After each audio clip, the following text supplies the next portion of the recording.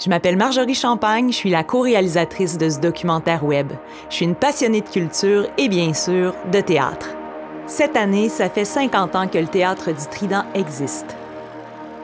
Jusqu'à aujourd'hui, plus de 200 spectacles y ont été présentés. Je me souviens de la toute première fois où je suis allée au théâtre. J'étais étudiante à Montjoly, à Polyvalente, puis on avait fait un voyage à Québec. Et on était allé au Palais Montcalm. On avait vu une pièce de Jean Barbeau qui s'appelait La Brosse. Et ça avait été un choc. Je me rappelle, c'était ma première paire de fesses sur scène aussi que je voyais live. Toute la classe, on avait été un petit peu ça. À 16 ans? Oui, on avait fait comme « wow! » C'était la grande nouveauté.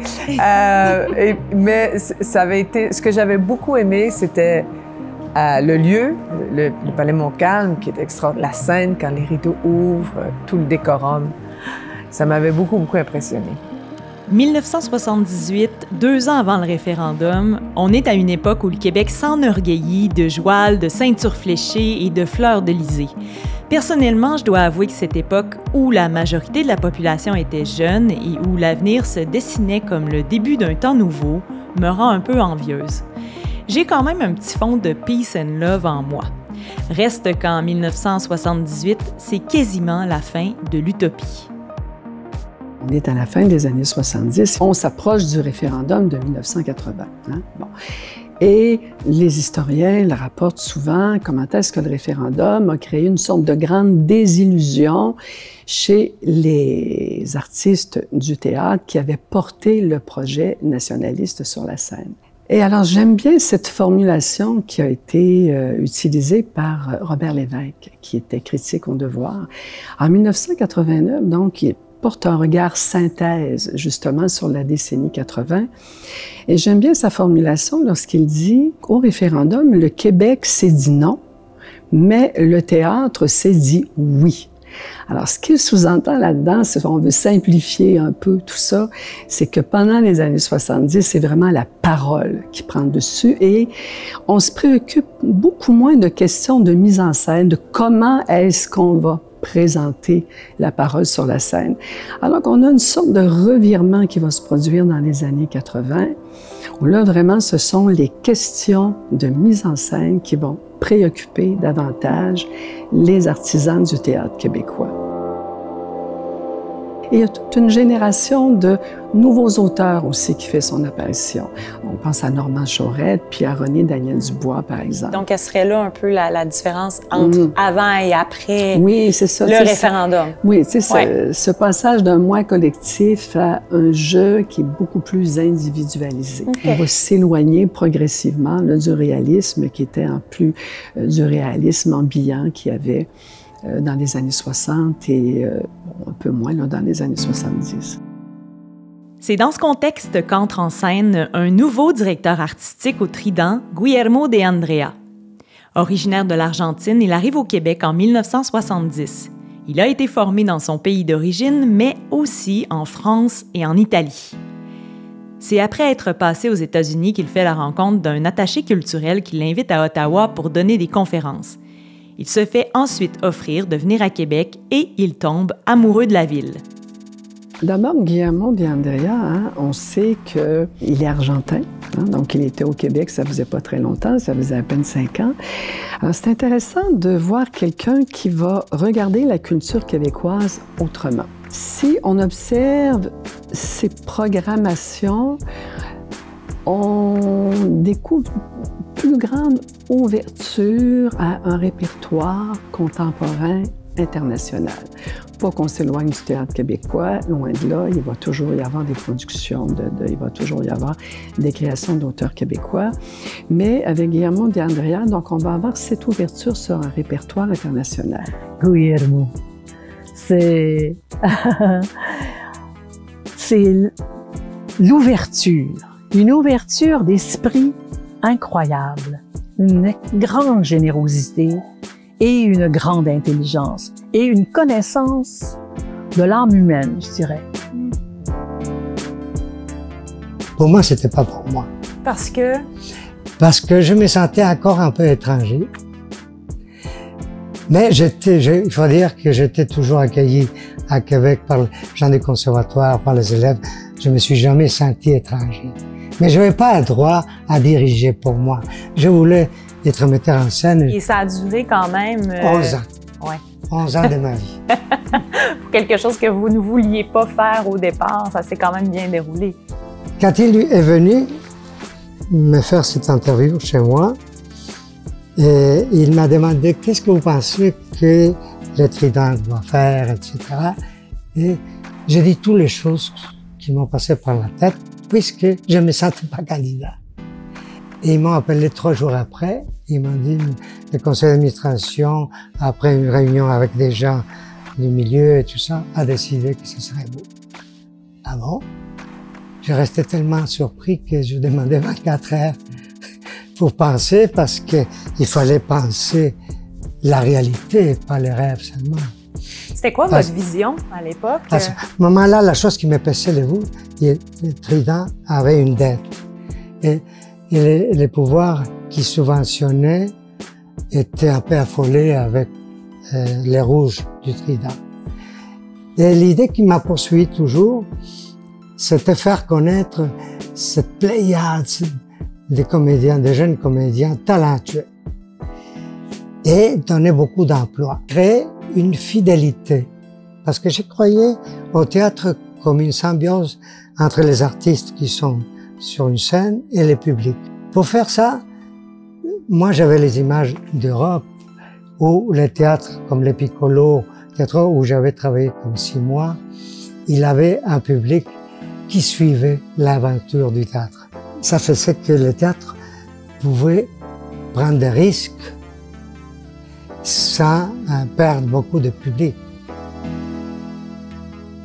Les abonnements, c'est arrivé là. Il y a un moment donné, je ne sais pas combien, mais écoute, je pense que c'est presque 10 000 abonnés. Là. Il y a eu une période, là, ça a diminué par la suite, là. Mais il y a une offensive là, très, très forte. Et là, il y a un réseau d'abonnés qui s'est créé, là, très, très important dans ces années-là. Et avec Guillermo, c'était ça. Si tu étais abonné, tu pouvais dire, ben, je suis pas mal sûr d'en aimer 3. Puis il y en a peut-être 2, mais j'aurais découvert autre chose. T'sais. Donc, c'était plus populaire, c'était plus large, parce qu'il y avait moins de choses, moins de choix. Donc, je pense que Guillermo aussi, il s'occupait, le territoire dramaturgique à couvrir était plus important. Donc, il balayait large. Donc, c'est plus généraliste. Également, ce qui marque les années où il est là, c'est qu'il y a de plus en plus de coproduction et de collaboration avec des compagnies montréalaises. Des coproductions, entre autres, avec le Théâtre du Nouveau Monde et le Théâtre du Rideau Vert. Et ça, c'est intéressant, hein, parce que donc ces collaborations vont vraiment permettre des échanges très fructueux là, entre Québec et Montréal. Mais en même temps, ça va avoir un effet un peu pervers, on va dire ça comme ça, c'est-à-dire que les comédiens de Québec se sentent un peu mis de côté. C'est-à-dire que les premiers rôles sont très souvent donnés à des comédiens de Montréal, ou ici à Québec, on va lui reprocher aussi de donner souvent les premiers rôles aux mêmes comédiens. J'étais un peu critiqué à ce moment-là.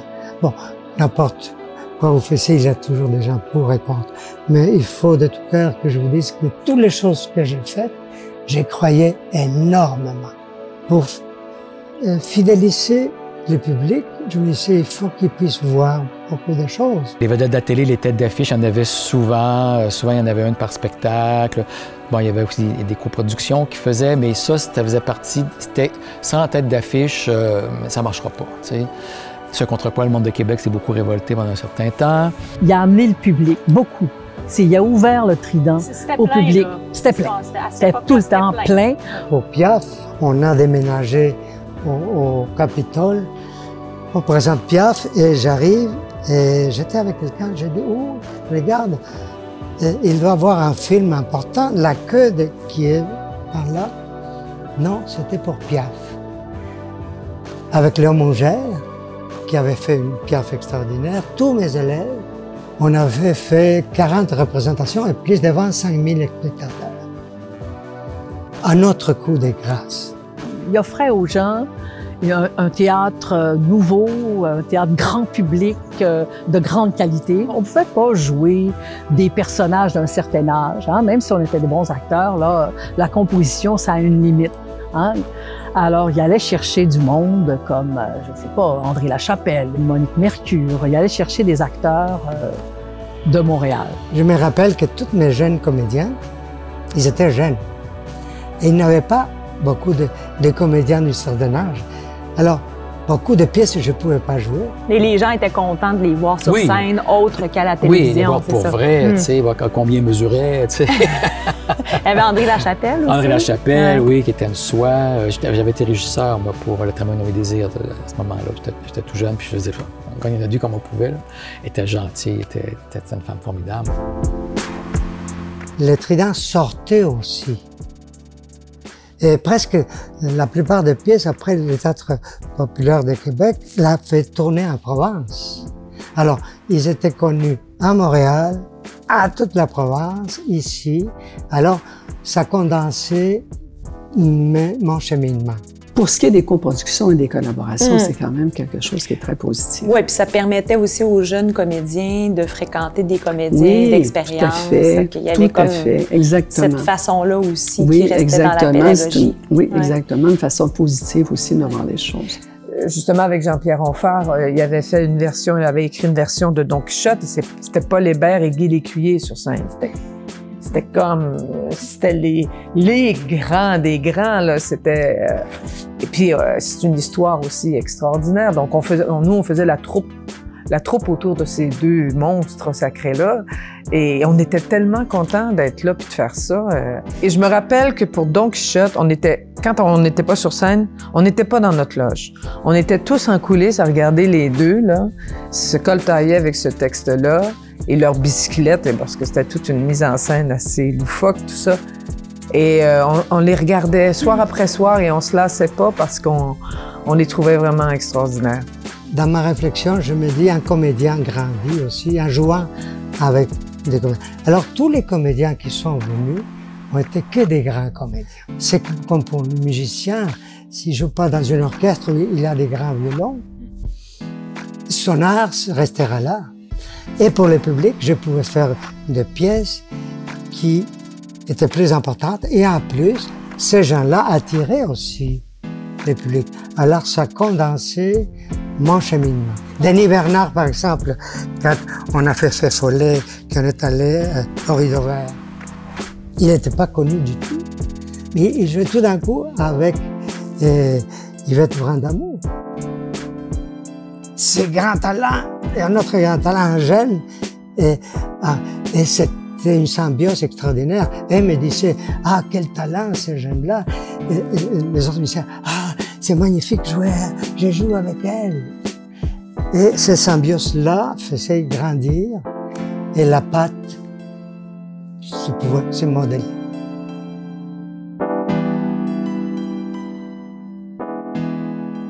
J'ai un profond amour pour les acteurs. Premièrement, j'ai fait mon conservatoire aussi. J'ai commencé comme acteur, mais vite, j'ai passé à la mise en scène.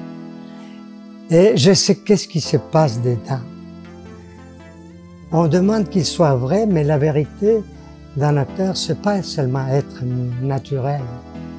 Faut dire les mots. Il faut s'approprier des mots. Il faut ressentir. C'est comme un instrument de musique. Il y a des acteurs qui sont des Stradivarius, comme Marie Tifo, et d'autres qui sont des grands violons. Les curés célèbrent la vie d'une personne, de Jésus-Christ, avec les mystères et tout ça. Et les acteurs célèbrent la vie toute courte, en se donnant entièrement leur vie. L'année passée, parce que je le vois toujours, Guillermo, je suis allée faire un spectacle ici, pas tellement loin, à Saint-Paul-à-Botsford, pour Claude Fournier, pour une vieille église qui rénove et tout ça, un lieu patrimonial. Et je faisais le Testament de Marie, un grand monologue. Je faisais une lecture de ça avec un organiste. Et tu sais, j'ai pas eu de répétition vraiment. Puis je dis à Guillermo, viens donc à la Générale m'aider un peu parce que bon.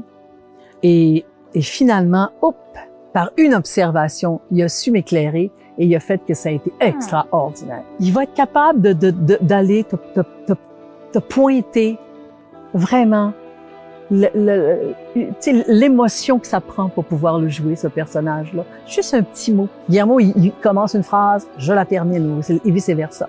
Parce qu'on est toujours d'accord. On a toujours la même idée sur quelque chose. Là, tout d'un coup, hop, on voit quelque chose. Ah, Guillermo, ah, oui. Marie Fédon, oui, je le sais. Tu sais, toutes ces pièces-là, là, ça a été comme pour moi, en tout cas, c'était un maître pour moi, Guillermo. Au conservatoire, les gens parlaient déjà de Marie Tifo. Marie. Ah bon, c'est bien, je le connaîtrai un jour. Et voilà que je l'ai connu dans cette salle-là. Et après, on a fait l'opéra 4 sous. Pour moi, j'ai rencontré comme une comédienne italienne. C'est la comédienne qui se transforme, qui a un tempérament magnifique, mais une humanité extraordinaire. Et les choses plus difficiles, pour elle, sont pas difficiles. Elle joue, elle s'amuse. On faisait Cendre, une pièce très dure. Alors je disais, Marie, jusqu'à la générale, on fait ça, mais tu te donnes à la générale. Et c'était la générale. Alors, elle va avec tout, et tout d'un coup, en 2 minutes, 3 minutes, les pompiers qui arrivent. Tous comme ça. Et je me lève parce qu'elle continue, je les arrête comme ça. Et elle me dit, pas d'arrêt, c'est le fait. Et elle se tourne comme ça, elle voit comme ça, et elle commence à rire comme une folle. Elle pouvait passer des moments les plus sublimes à une réalité immédiate. Voyager entre les deux. Oui, ça veut dire, elle est entière. C'est certain que sur 11 années, il y a eu énormément de grands succès. Alors, spontanément, je me souviens de La cuisine d'Arnold Lesquer. Ensuite, Amadeus, qui était en coproduction avec le Théâtre du Nouveau Monde. L'Homme-éléphant, Le bourgeois gentilhomme, la trilogie des dragons de Robert Lepage, qui a bien sûr été un très, très grand succès et qui a aidé à mieux faire connaître Robert Lepage au public du Trident. Je dirais qu'après une première période d'adaptation avec Paul Hébert, sous Guillermo de Andrea, on peut parler de consolidation. Le Trident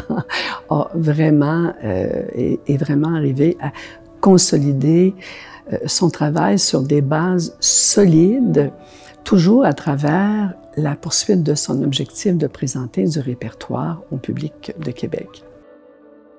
Qu'est-ce que vous retenez de votre passage au Trident? C'était un des grands moments de ma vie. Moi, je voulais que chaque pièce soit un événement.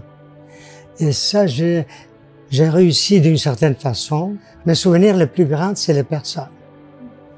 Et j'aimerais, l'histoire d'un théâtre, c'est ces pièces, mais c'est surtout les gens qui ont fait. Et je ne pouvais pas le faire, mais j'aimerais donner les noms de tous et chacun de ces gens-là qui ont participé durant ces 11 ans. Merci à eux. Et en plus, j'ai une énorme gratitude. Guillermo de Andrea quitte en 1989, 11 ans passés donc à la direction artistique de ce théâtre. Grâce à lui, le Trident a pris son envol et est devenu une institution solide et reconnue. Grâce à son apport, son héritier peut mettre en œuvre son plan. Faire jouer au maximum les comédiens et comédiennes de Québec sur les planches du Trident. Roland Lepage entre en scène.